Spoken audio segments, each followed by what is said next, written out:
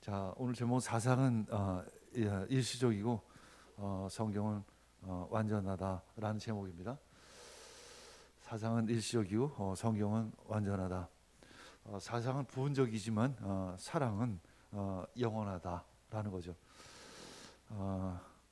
그래서 이념을 너무 사랑하면 분열이 일어나죠. 사람을 사랑하면 하나가 되지만 이념을 너무 사랑하면 분열이 일어납니다. 왜 우리 사회에 이렇게 분열이 많이 일어났을까?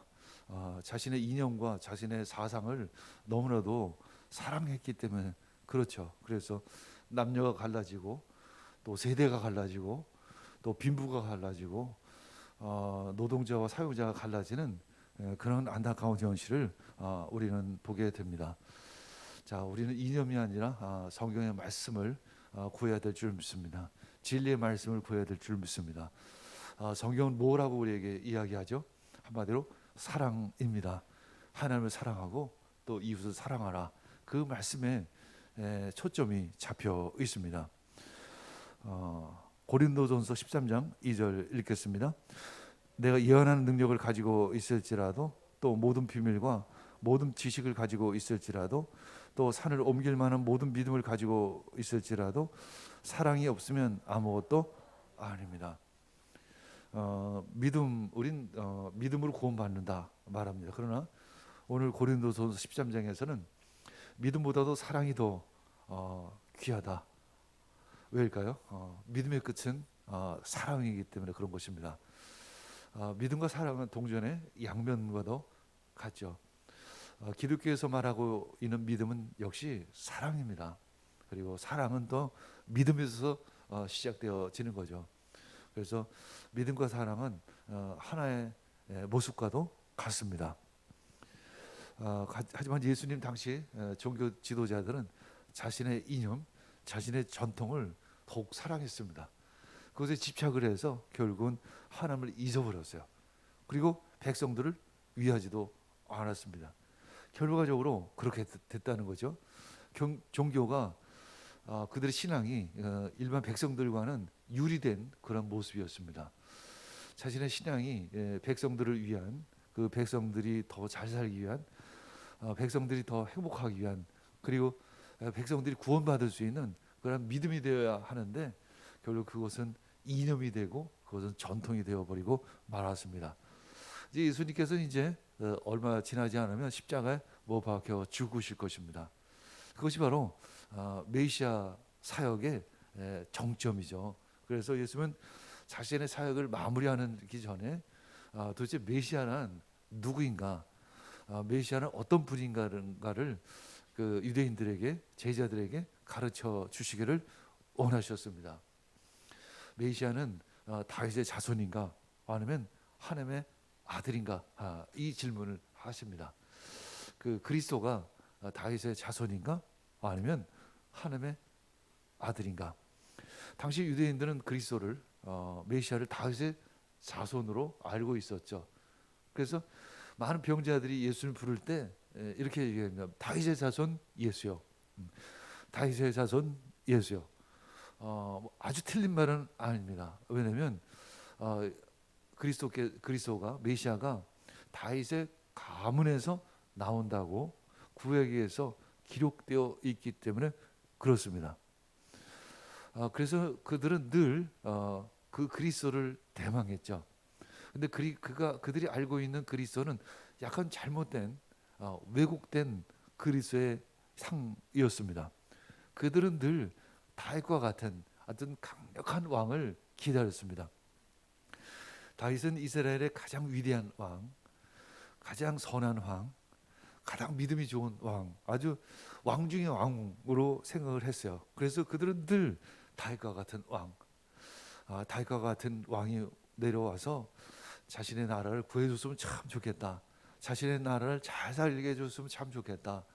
특히 당시에는 로마의 압제, 로마의 식민지로 살아왔었기 때문에 로마를 물리치고 해방을 시켜서 이제 자유로운 국가가 됐으면 참 좋겠다. 그래서 늘 그들은 다윗과 같은 왕, 그런 메시아가 와서 자신들을 해방시켜 주었으면 참 좋겠다라는 그런 생각을, 그런 소망을 가지고 있었습니다. 그러나 그것은 부분적으로는 맞지만 전체적으로는 틀린 메시아 상이었었죠. 그래서 예수님께서는 그들에게 질문을 하십니다. 누가복음 20장 41절 읽겠습니다. 예수께서 그들에게 말씀하셨다. 어떻게 사람들이 그리스도를 다윗의 자손이라고 하느냐. 우리 역시 성경에 자주 보면 다윗의 자손 예수요라는 명칭을 보게 됩니다. 다윗의 자손 그리스도. 당시의 고대 근동에서는 아들은 아버지보다 좀 열등하다, 부족하다, 이런 문화가 있었습니다. 우리나라도 지금은 안 그렇지만 벌써 몇십 년 전만 해도 자식은 아버지보다 못하다. 가부장 제도 하에서는 그런 분위기, 그런 문화가 상당히 있죠. 그래서 다윗의 자손 그리스도는 다윗을 닮은 메시아, 그렇죠? 그렇다면 어쩌면 다윗보다 약간 좀 못할 수도 있는 메시아를 생각할 수도 있을 것입니다. 그때 예수님은 그들에게 시편 110편 1절을 인용해서 그들에게 바르게 가르쳐 주시고 하십니다. 누가복음 20장 42절 43절 읽겠습니다. 다윗이 친히 시편에서 말하기를 주님께서 내 주께 말씀하셨다. 내가 내 원수들을 내 발 아래 굴복시킬 때까지 너는 내 오른쪽에 앉아 있어라 하였다. 여기서 보면 주님 이제 다윗이 시편에서 이제 특별히 우리 지금 성경으로 보면 110편 1절을 통해서 이야기한 것이 뭐냐면 주님께서 내 주께 말씀하셨다. 주님께서 내 주께 말씀하셨다. 주가 두 번이 나오죠, 그죠? 주님이 두 번이 나옵니다. 근데 앞에 주님과 뒤에 나오는 주님은 다른 주님입니다. 주어인 주님은 우리가 잘 알고 있는 성부 하나님, 여호와 하나님을 얘기하는 것이고, 뒤에 내 주는 다윗의 주, 바로 그리스도를 얘기하는 거죠. 굳이 얘기하면 성자 하나님을 얘기하는 것입니다. 앞에는 성부 하나님, 뒤에는 성자 하나님을 얘기하는 거죠. 여호와께서 다윗의 그 하나님 그리스도께 말씀하셨다라는 것입니다. 그때 이제 누가복음 20장 44절 읽겠습니다. 다윗이 그리스도를 주라고 불렀는데 어떻게 그가 다윗의 자손이 되겠느냐? 이렇게 질문하는 것입니다. 너희들이 다윗의 자손 그리스도 이렇게 이야기하는데 그럼 어떻게 다윗이 그 그리스도를 주님이라고 불렀는데 그 그리스도가 어떻게 다윗의 자손이 될 수 있겠느냐? 그건 좀 말이 되지 않지 않느냐? 이런 질문을 하시는 것입니다. 물론 예수님은 육신으로는 다윗 가운데 오셨지만 본질적으로는 누구이시죠? 하나님의 아들이십니다. 하나님의 아들이십니다.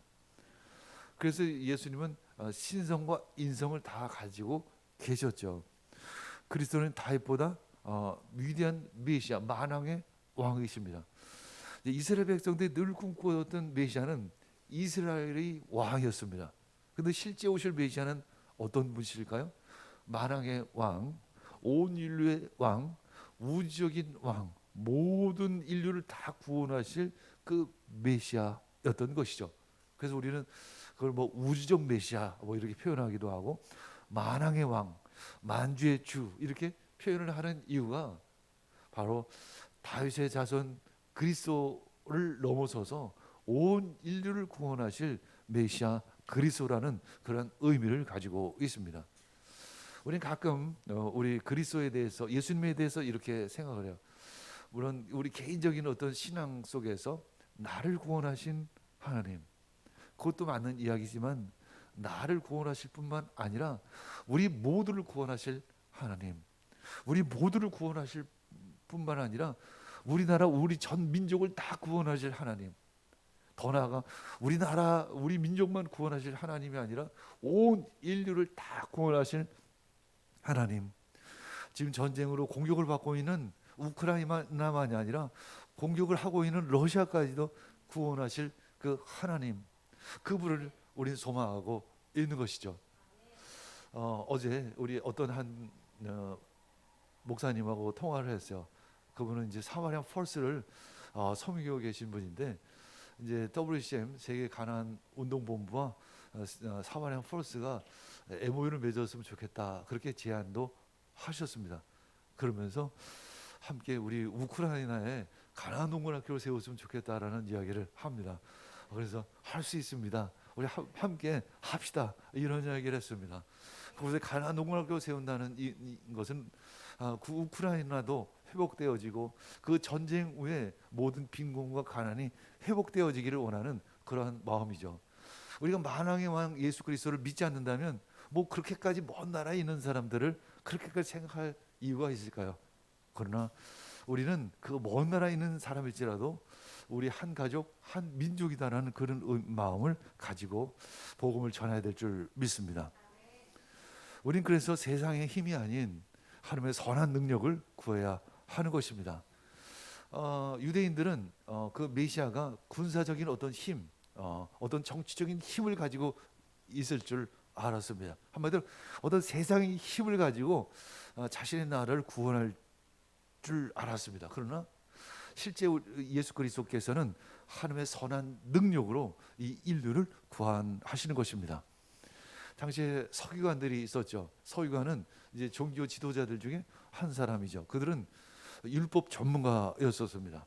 그래서 그들은 긴 옷을 입고서 시장을 다니기를 좋아했습니다. 그러면 시장에서 장사하시는 분들이 또 시장에서 물건을 사기 위해서 왔던 사람들이 꼭 인사를 합니다. 예를 갖춰서 존경을 표하는 거죠. 그들은 사람들에게 인사받기를 즐거워했습니다. 그래서 그들은 평상복을 입기보다는 긴 옷을 늘어뜨리며 다니며 사람들의 인사받는 것을 참 좋아했습니다. 예수님께서는 그 외형을 통해서 아주 과시를 하고 있는 그 율법 학자들을 지적을 하십니다. 누가복음 20장 45에서 46절 읽겠습니다. 모든 백성이 듣고 있는 가운데 예수께서는 자기 제자들에게 말씀하셨다. 율법 학자들 조심하라. 그들은 예복을 입고 다니기를 원하고 장태에서 인사받는 것과 회당에서 높은 자리와 잔치에서 윗자리를 좋아한다. 사람들이 높은 자리에 앉기를 좋아하는 이유는 높임을 받기 위해서이죠. 대우를 받기 위해서이고 나름대로 존경을 받기 위해서 그렇습니다. 그러나 사실 실제 그 사람을 알게 되면 그 가지고 있었던 존경에 더해서 더 이렇게 그 사람에 대한 존경심만이 떨어지는 것이 아니라 그 사람의 인격까지도 싫어지는 경우가 있어요. 생각했던 것보다 훨씬 못한 사람이 그 자리에 높은 자리에 있었을 때 더 싫어하는 거죠. 주님 하나님 나라에서는 자신을 오히려 낮추라고 이렇게 말씀하십니다. 하나님 나라에서 왜 자신을 낮추라고 이야기할까? 교회에서 오히려 자신을 낮추라고 이야기를 할까? 사실 장로님이 더 낮아져야 합니다. 안수 집사님이 더 낮아져야 하는 거죠. 왜일까요? 나를 낮춰야만 볼 수 있는 분이 있죠. 누구일까요? 예수 그리스도이십니다. 나를 높이면 볼 수 없는 분이 있죠. 그분이 바로 예수 그리스도이십니다. 이것이 바로 영적인 원리입니다. 내가 높아지면 예수를 보기가 어렵습니다. 목회자도 사실 마찬가지죠. 교회가 점점 부흥하고 성장하고 사람들로 하여금 많은 존경을 받기 시작을 하고 뭔가 자기 자신이 뭔가 되는 것처럼 느껴지기 시작을 하면 예수님 만나기가 점점 어려워지는 것을 느껴요. 오히려 낮아지고 힘들고 또 가난한 이웃들과 함께 할 때 그때 예수님을 볼 수 있는 기회가 사실은 더 많아지죠. 그래서 심령이 가난한 자가 복이 있다라고 말씀하시는 거죠. 우리는 끊임없이 교회 안에서 하나님 나라에서 스스로를 낮추는 훈련을 해야 하는 것입니다. 사실 경건한 이미지보다 더 중요한 것은 경건의 능력이기 때문에 그런 것입니다. 영적인 능력이 더 중요하기 때문에 그런 것이죠. 마태복음 20장 27절에서 28절 읽겠습니다. 너희 가운데서 으뜸이 되고자 하는 사람은 너의 종이 되어야 한다. 인자는 섬기러 온 것이 아니라 섬기러 왔으며 많은 사람을 위하여 자기 목숨을 몸값으로 치러주려고 왔다. 예수님이 스스로 그렇게 말씀하시는 거죠. 저 역시 예수님을 따라 나는 여러분들 섬기기 위해서 사실 목회자가 됐어요. 내가 여러분 섬기지 않는다면 나는 내 직분이 전혀 의미가 없습니다. 자기 십자가를 지고 예수님을 따를 때 예수님은 나에게 자기 자신을 드러내십니다. 내가 자기 십자가를 지고 예수님을 따라갈 때 예수님은 나와 함께 하시죠. 그러나 율법학자들은 늘 자기 자신을 높이려고 합니다. 왜 자기 자신을 높이려고 할까요? 탐심 때문에 그렇습니다. 탐심 때문에 자기가 높아지려고 하는 거죠. 어떤 욕심 때문에 자기 자신을 높이려고 합니다. 그래서 그들은 과부의 재산까지도 빼앗았습니다. 누가복음 20장 47절 읽겠습니다. 그들은 과부들의 가산을 삼키고 남에게 보이려고 길게 기도한다. 그들은 더 엄한 심판을 받을 것이다. 가끔 나쁜 서기관들은 과부의 전 재산까지 빼앗아 버리고 말았습니다. 당시 이제 남편이 이제 재산이 꽤 있었을 때 이제 아내에게 재산을 물려주죠. 근데 물론 이제 과부가 되는 거죠. 과부에게 이제 남겨진 재산을 이제 서기관에게 대신 관리하도록 이제 잘 부탁을 합니다. 당시에 서기관은 아까도 얘기했지만 율법의 전문가이기도 하지만 행정 전문가이기도 합니다. 어느 정도 뭐 변호사 역할도 조금은 할 수도 있는 거죠. 그래서 서기관들은 그 재산을 자기가 관리하다가는 자기 것으로 뺏어 버리고 말 때도 있어요. 그래서 그 결국은 탐심으로 예수님까지 죽일 수 있다는 것입니다. 탐심으로 그 종교 지도자들은 예수님을 십자가에 못 박은 거죠. 내 안에 탐욕이 있으면 어떤 문제가 있을까요? 내 안에 탐욕이 있으면 내 안에 예수님이 계실 수가 없습니다. 예수님이 나와 함께 하실 수가 없습니다. 내 안에 있는 모든 탐심은 떠나갈지어다. 내가 욕심을 내려놓을 때 나는 주님과 함께 할 수가 있죠. 고린도전서 6장 19절 읽겠습니다. 여러분의 몸은 여러분에게 안에 계신 성령의 성전이라는 것을 알지 못합니까? 여러분 성령을 하나님으로부터 받아서 모시고 있습니다. 여러분 자신의 것이 아닙니다. 나는 내 것이 아닙니다. 나는 예수님의 것입니다. 그리스도는 하나님의 것입니다. 나는 성령의 성전입니다.